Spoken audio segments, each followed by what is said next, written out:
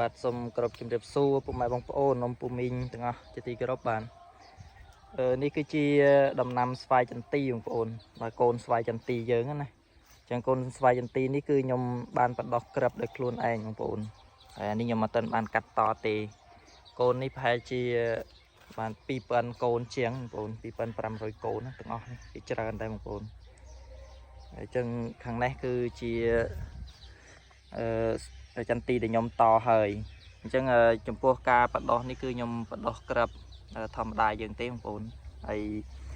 ត្រួយរបស់វានេះគឺខ្ញុំជ្រើសរើសពូជ M23 បាទ M23 ពូជគេពេញនិយមដាំដែរបងប្អូនអញ្ចឹងចំពោះពុកម៉ែបងប្អូនបងពូមីងដែលកាត់មានចំការក្រុងនឹងដាំស្វាយចន្ទីបងប្អូនអាចបាទជាបដោះលក្ខណៈបែបនេះបានបងប្អូនព្រោះយើងកាត់បន្ថយចំណាយបានមួយចំនួនដែរ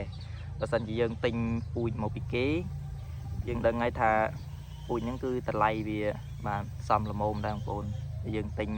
100 200ដើមក៏វាបាទចុះទុនយើងបាទមួយចំនួនធំដែរអញ្ចឹងប្រសិនបើយើងធ្វើការកាត់តបាទកាត់តបញ្ចូលពូជឲ្យខ្លួនឯងបែបនេះបាទទោះបីវាជាប់ខ្លះវាមិនជាប់ខ្លះបាទវាមិនជាបញ្ហាទេបងប្អូនព្រោះកាលណាតែយើងកាត់តគឺវាមានបាទជាប់ខ្លះមិនជាប់ខ្លះចឹងហើយបងប្អូនប៉ុន្តែយ៉ាងហោចណាស់ក៏យើងបានបាទបរិពូជដល់ខ្លួនឯងយើងជួយកាត់បន្ថយដែរបងប្អូនអញ្ចឹងយើងបដោះរួចយើងកាត់តមកបងប្អូននេះនេះដែលខ្ញុំកាត់តនេះវាបាន9ថ្ងៃហើយបងប្អូនជិត10ថ្ងៃហើយអញ្ចឹងឃើញថាវាភ្លុះមកខ្លះហើយអញ្ចឹងមានន័យថានេះគឺវាជាប់ហើយបងប្អូនសម្រាប់វីដេអូកាត់តគឺខ្ញុំបានចែករំលែកនៅក្នុងវីដេអូមុនហើយបងប្អូនបាទបច្ចេកទេសវិធីសាស្ត្រក្នុងការកាត់តជ្រើសរើសត្រួយឲ្យផ្សេងហ្នឹងបងប្អូនអញ្ចឹងសម្រាប់ពុកម៉ែបងប្អូនបាទដែលមានចំការក្រុងដាំចន្ទីបងប្អូនអាចអនុវត្តធ្វើបែបនេះបានបងប្អូនវាជួយកាត់បន្ថយចំណាយបានមួយចំនួនដែរបងប្អូនអញ្ចឹងនេះ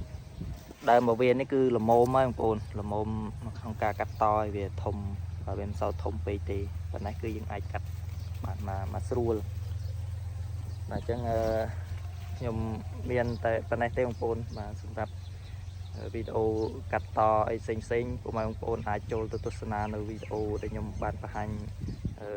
ខាងវីដេអូមុនបានបងប្អូនបាទសូមគោរពអរគុណ